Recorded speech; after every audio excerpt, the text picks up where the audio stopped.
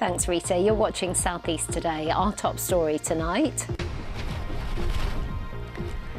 A horrific amount of untreated sewage is being pumped into the River Ouse in Sussex. We have an exclusive report.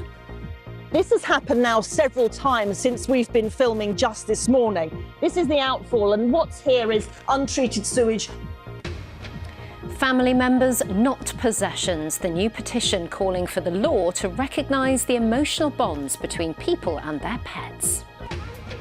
A trial run for the Brighton Marathon. Virtual reality gives neurodivergent participants the chance to experience the course in advance. I think it's very ingenious. I think it's a little too clumsy to come off. And she may be in her 80s, but she's not hanging up the apron yet. Dame Prue Leith chats to us about her latest project in Surrey.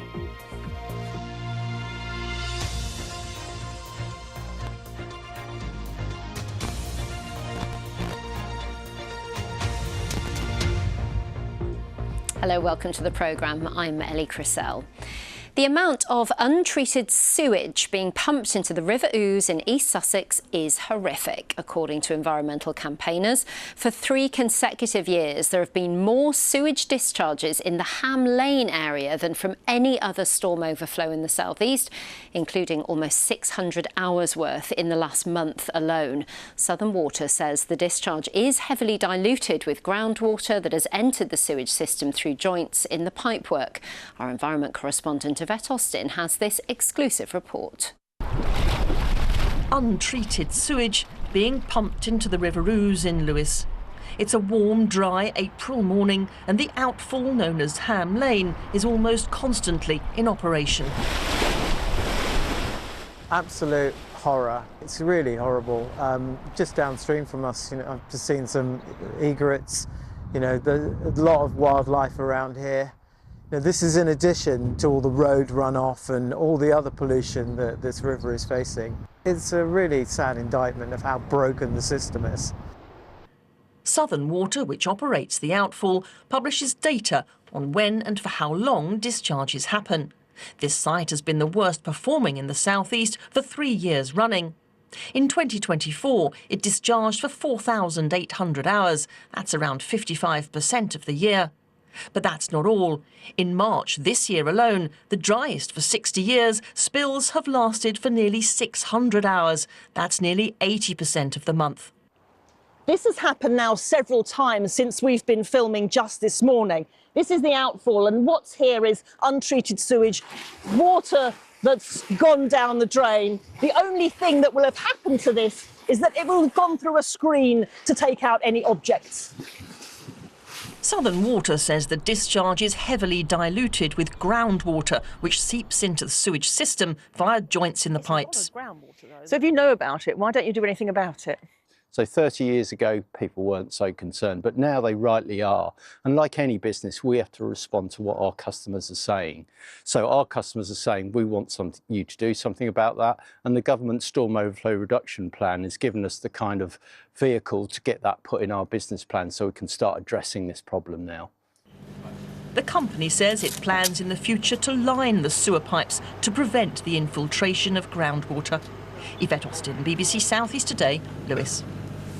Well, Yvette is here with me. So, Yvette, you were so close to that sewage discharge. What was that like? It was really upsetting, actually. It was smelly, it was dirty. We were getting splashed a bit. We could see bits of toilet paper coming out. Luckily, it was screened. What the local people say, though, and what's also worrying, is that although it's the tidal ooze, instead of it sort of washing out to sea with the tide, actually it's sort of semi-tidal, so it sort of washes around a bit before going out. It does appear to be a breach of the storm overflow permit because it was happening in dry weather, but the Environment Agency, which issues the permits and regulates, won't comment on the individual case. Southern Water is on the case. It says it's spending £1 billion a year on environmental protection for the next 5 years. A lot of priority being given to storm overflows, big improvements being made upstream at Barkham as well. It's a problematic area, big chalk hills around, the water seeps down over months rather than just days, and so the water gets into the system. But I think if the company says it's going to do what it says it's going to do, we should see some improvements at least over the next 5 years. Yvette, thank you. Pet owners are calling on the government to change the law because court custody battles and negligence claims currently treat their animals as nothing more than property. Thousands have signed a Canterbury law firm's petition which says pets are cherished members of the family, not mere possessions. They want new legislation to recognise those emotional bonds people have with their animals, as Oliver Whitfield-Miocic reports. How would you describe your pet? Is it an animal that you just feed and take care of, or a being that is much closer to you and your loved ones? I take them everywhere. Go training if we do, and then walks, yeah, everything. Couldn't imagine life without him. We love her to bits, and we take her everywhere. We're on holiday now, and she's come with us. My cat is effectively my daughter, I guess, which is a weird one to say. But yeah, she's like daughter, she's like my only dependent, I guess. Many pet owners might be surprised to hear that the law classifies their usually furry friends as items of property like a fridge or a table, something which a solicitor's practice in Canterbury is seeking to change through a parliamentary petition. You can replace a table, you can't replace a pet. The British public love their animals, they see their pets as family. The law sees them as property. That needs to change. In fact, several other jurisdictions have already redefined pets as family members, including Spain and the Canadian province of British Columbia. In essence, the law firm wants judges to take into account the welfare and the value of an animal to an owner when settling disputes, instead of how much the pet cost when it was bought. That could change how courts deal with ownership battles and negligence claims, where cases are currently facing backlogs, sometimes leaving domesticated animals in contested custody for months on end. Katie Bourne is the Police and Crime Commissioner for Sussex, who has previously campaigned for better rights for pets. We, if we have a dog, feel that they're a part of the family.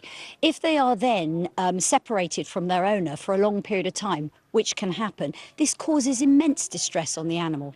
However, reclassifying the legal definition of pet wasn't an election manifesto pledge, so it's unlikely changes will be coming anytime soon, although our cats and dogs will maintain a special status in our hearts. Oliver Whitfield-Miocic, BBC South East Today, Canterbury.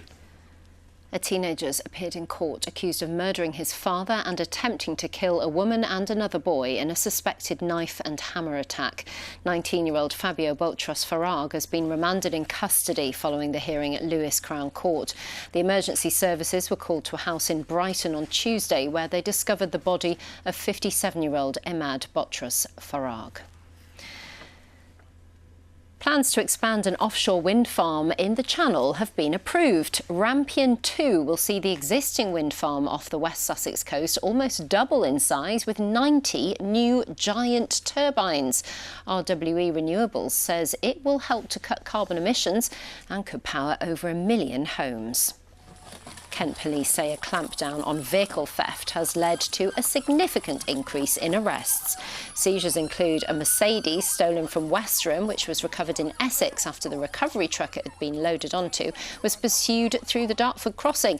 2 suspects have been arrested and investigations are ongoing. A Sussex businesswoman and social media influencer has warned people to be on their guard after falling victim to an elaborate online scam. Caroline Donahue from Polegate near Eastbourne was fooled by a fake invitation to be a guest on a US podcast. In reality, though, as Ian Palmer explains, it was a trick to gain access to her social media accounts. Humour has given Caroline Donahue nearly 700. So it wasn't a surprise when her agent said a popular American podcaster wanted to invite her onto her show. Yeah, I was blown away. So my agent did all of the liaising as you normally would. I was just kind of told dates and times and asked a few questions, but it was also seemed so legitimate. I had my Facebook open and then they needed to gain access to put a live link of some sort into my Meta business page. And I did have a little glimmer of thought, oh, that's a bit strange. But I thought, no, it's come through the agent. It's not, it's not going to be an issue. It's just something they need to do to make sure it runs smoothly on the day.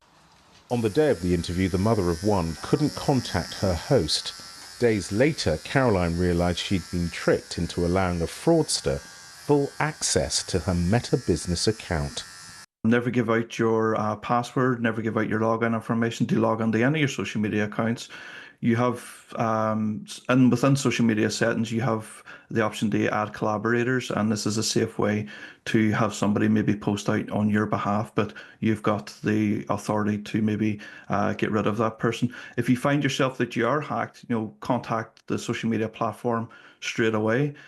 Caroline has contacted Meta to find out if she can remove the rogue party, but so far it hasn't responded. We've got a liquor. It's not the first time this has happened. 2 years ago, her TikTok account was hacked and she lost more than 300,000 followers. This time, no action has been taken, but it remains a constant concern Caroline's business could be taken at any moment. So my invoice went off, that's got my bank details on and my home address. So they've just got a lot of data, and they're either going to be doing something with that or they're not, and I just don't know. So it's just all the while that email's on there, it's just really quite nerve-wracking. Yeah! Ian Palmer, BBC South East Today, Holgate, near Eastbourne. That's creeping up to 6:45. A reminder of our top story tonight. Environmental campaigners say the amount of untreated sewage being pumped into the River Ouse in East Sussex is horrific. There have been almost 600 hours worth of discharges at the Ham Lane outfall in the last month alone. Also in tonight's programme. I think it's very ingenious. I think it's a little too clumsy to come off. Still taking whisks and not putting anything on the back burner. Dame Prue Leith is as busy as ever in her 80s and speaking to us about her latest venture. And today was the warmest day of the year so far. We had temperatures of 23 degrees. A little cooler this weekend, but I've got the rest of the forecast coming up later on in the programme. And if you've got a story for us, we always love to hear from you. Do send us an email, southeasttoday@bbc.co.uk, or you can get in touch over WhatsApp. Use that number that's on the screen, or just scan that QR code there. It'll take you straight to WhatsApp.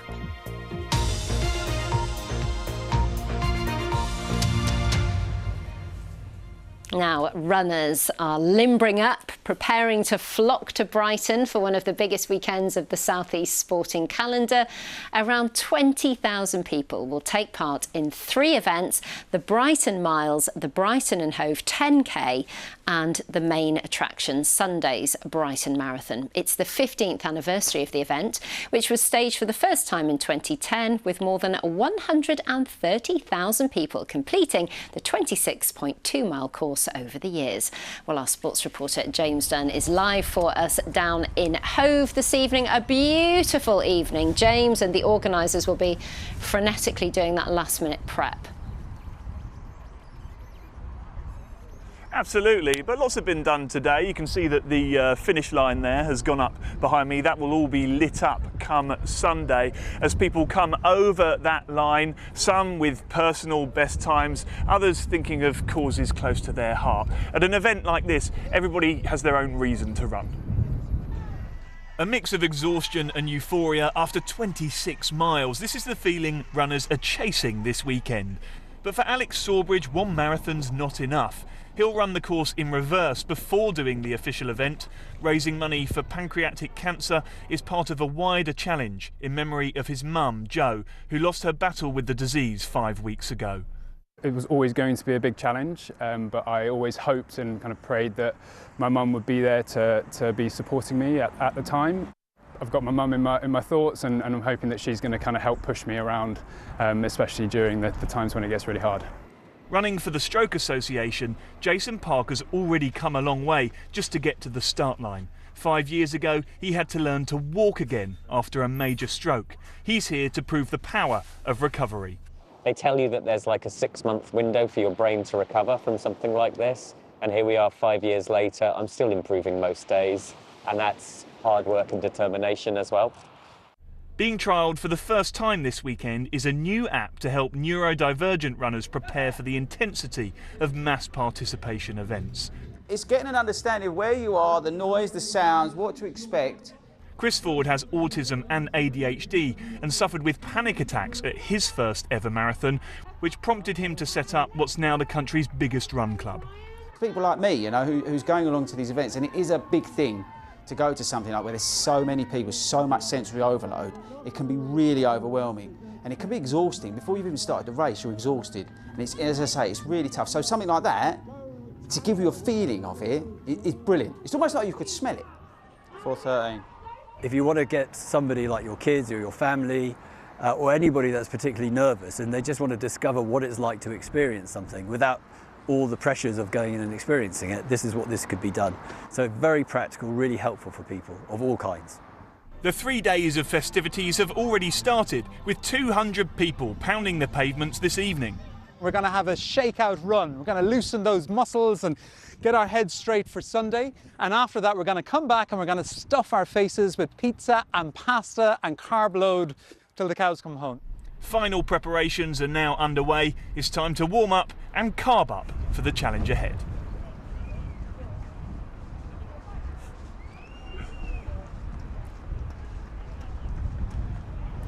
Well, it is day one of the cricket season and both Tom Clark and John Simpson hit centuries for Sussex in their first game back in Division 1. At close of play, they'd reach 386 for 5 against Warwickshire at Edgbaston. And in Division 2, Kent were bowled out for 231 at Northamptonshire, but they did hit back. Last time we checked, they were 113 for 7, Northamptonshire. Well, on to football now, and Brighton and Hove Albion have a very short trip to South London the weekend. They face their bitter rivals Crystal Palace in the Premier League. In League One, Crawley travel to Stevenage. They desperately need a win if they hope to avoid relegation. And in League Two, Gillingham have a trip up north to Salford City.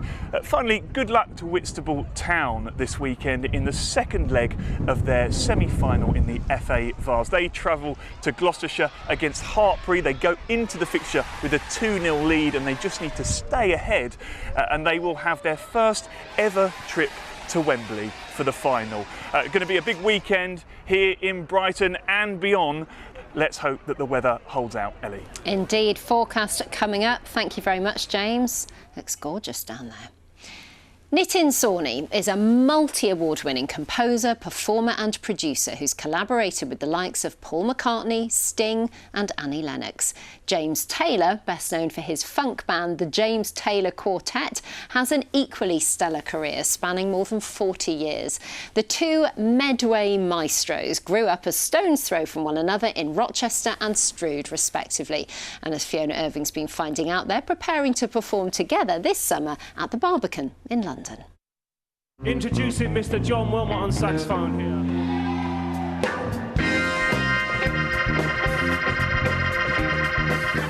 James Taylor and Nitin Sawhney, huge names in the music business who met aged 11 at school in Rochester and have been jamming together ever since. I was just in awe of Nitin's talent. I mean that. As a kid, first time I saw him playing the piano and he was ripping through Maple Leaf Rag. Do you remember? Scott Joplin. Scott Joplin. This little tiny kid just kind of ripping the piano to bits, and my jaw sort of hit the floor. When we were kids, he was very open to different sounds. So I used to have tablas at my house and like sitars, as well as, I mean, I played a lot of guitar and piano, but it was great that he was open, and I even played flamenco guitar, but he was always open to different sounds. Winner of an Ivor Novello Lifetime Achievement Award, Nitin has worked with the likes of Paul McCartney, Sting and Pink Floyd. In July, he'll be performing with the James Taylor Quartet for a concert at the Barbican. And after 5 decades of friendship, it promises to be a special fusion of influences and instruments. He's going to play on one of my tunes, which is a kind of filmic sort of, how would you describe, sort of thriller, like it sounds like Dirty Harry or something. A Lalo Schifrin sort of group. And then and what I've asked is if Nitin will do one of his tunes, which is an amazing piece, which starts very slow and then builds up and up and up, and it goes mental. It's called Prophecy, and so we're going to do that together with the tabla player. Yeah, that's right. Yeah. So it's a proper collaboration. And they've both written film scores, and this year Nitin's been nominated for a BAFTA for his soundtrack on Disney's documentary Tiger. They've come a long way since their school days. We were both pretty shy, weren't we? Yeah, We were exactly. quite shy kids, Yeah, so disappeared to the music rooms and Yeah. sort of tried to not get beaten up. Yeah, basically. well, actually, one of the things, one of the things was when I was a very young kid. I remember the piano teacher when I was 7 saying, I want you to sing this song, and I was so terrified going out in front of an audience that I had my back to the audience the whole time I was singing, not knowing that that's actually a very trendy thing to do now. You'll be able to see these Medway boys perform together, facing the audience, on the 18th of July. Fiona Irving, BBC South East Today, Rochester. Beautiful. Now, she's had an extraordinary career, from running a Michelin-starred restaurant to TV presenter to becoming a judge on the Great British Bake Off. It is, of course, Dame Prue Leith, and she's now in her 80s, can you believe, but still taking on new challenges. Peter Whittlesey caught up with her as she entertained guests at a fundraiser for a Surrey disability charity, which is celebrating its 90th anniversary. Well, the flavour would be good if it was cooked. Is it completely raw? Pretty raw. Dame Prue Leith is instantly recognisable, and she's using the fame she's gained through her culinary career to fundraise for the Queen Elizabeth Foundation as it celebrates its 90th birthday. What strikes me most is that they have really tailored programmes for every one of their clients. They don't just have a sort of one-size-fits-all attitude. They do all sorts of different things, and over the years they've been so innovative. Rocky Chess has experienced that innovation firsthand. QEF have helped him walk again after having a stroke. Where you see me now standing, it's all their efforts and their inspiration that's got me here, so there's no complaints. We've dared cook, caterer and food writer Prue Leith to run a British Rail buffet between Brighton and Manchester. Prue Leith has been on our TV screens for decades. I can do the change for £100. Perhaps it's her ability to rise to any challenge that's kept her career so varied. And your name is? Prue Leith. Your chosen charity? Only Connect UK. From food writer, critic and judge on the Great British Menu before joining Bake Off. Wow. It's a pity because everything else looks quite neat. The Great British Menu was much harder work because you had great chefs, each doing 4 courses, and so you're eating, and also with chefs, they have a whole lot of things on the plate. They never just have, fish sauce potatoes. They have all sorts of other things, and you have to taste them all. Whereas with cake, you can get, in a single teaspoon, you can get the filling, the crumb and the icing. Isn't that pretty? And when it comes to cooking up your own showstopper, Prue has a little word of advice. My sort of dream position is being at the end of a table of family and friends, and I'm the one doling out the cassoulet or the soup or the shepherd's pie or the spag bowl or the mac and cheese or something. Of course, that has to be really good food, but it doesn't have to be grand. And the point about food is that it brings people together. You don't get your family to come and see you if you're oldies like us, unless you give them lunch. You've heard it from Prue, a family that eats together, stays together. Peter Whittlesey, BBC South East Today. Now, we'll come for lunch, Prue. Now, a Sussex bluebell trail has opened today as its carpet of flowers starts to bloom in this beautiful spring sunshine. The Arlington Bluebell Walk near Polegate has been open to visitors since 1972, raising over £1 million for local charities. This year, organisations that will benefit include Demelza Hospice Care for Children and the Sussex Cancer Fund. How stunning. Well, is this spring sunshine going to continue? The person to tell us is Nina. Well, I mean, the sunshine will continue, but not quite as warm as it's been today because those temperatures really rose into the low 20s for most of us. It was really warm and sunny. The breeze has picked up and that wind will be a real feature of the weather over the next couple of days. And it's because of a change in the wind direction. Those temperatures are on the way down after that 23 degrees today. Temperatures more like 17 to 18 for some of us tomorrow. But it is going to stay dry. The sunshine is going to be with us not just for the weekend, but throughout much of next week as well. So we can start to see that through the weekend, we're losing those warmer colours and the winds are coming down from the North Sea. So it really will be much cooler, particularly across parts of East Kent, especially when you add on the strength of that wind. And it's breezy overnight tonight, but it's dry with some clear spells. We could pick up a little bit of patchy mist and low cloud, but as we start tomorrow morning, temperatures sitting at around about 6 degrees. Through tomorrow morning, any mist and low cloud will lift and clear and we'll have some sunshine through the afternoon. The winds are pretty strong. They're coming down from the northeast, really noticeable around the south coast and those parts of East Kent, keeping the temperatures here at 14 degrees. And we're just pushing that warmth further west, so we could see highs here of around about 16 to 18. Then as we go through Saturday evening, once again, it's dry and it's clear. And as we start Sunday morning, a little cooler on Sunday morning. I think those temperatures could be slightly lower, but throughout the day it's fine and it's dry and we've got some sunshine. But that trend of things cooling off on Sunday is still with us. So afternoon highs pretty much at around about the mid-teens through the afternoon. And again, it's windy. The wind's coming down still from the northeast. High pressure stays with us throughout much of next week. It's dry and it's settled, but we will start to see those winds a little lighter and temperatures staying in the mid-teens, Ellie. We'll take the mid-teens. Thank you very much, Nina. Well, that is it from Nina and me and everyone for the moment. I am back at 10:30, but for now we'll leave you with another look at the sunshine in Hove. Bye-bye.